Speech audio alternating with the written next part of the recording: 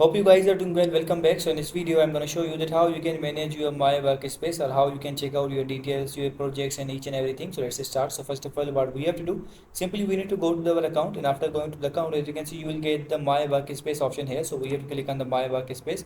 And after clicking on the My Workspace, as you can see now, this is the email which are currently added. If you want to invite some other people, you can also do that from the invitation. As you can see now, currently we have two projects, the work request and a design project. If you want to create a new project, you can also do that. You have to click on the new project. If you want to use your new template, you can also do that. Simply you have to click on the new project or the explore all templates. You can create your projects as well. So as you can see, if you want to add a member, you have to click on this, and now you need to invite the member. And if you want to create your goal, you can also do that. As you can see, the goal options are also provided here. If you want to check your messages, you can also do that. The calendar is also provided here.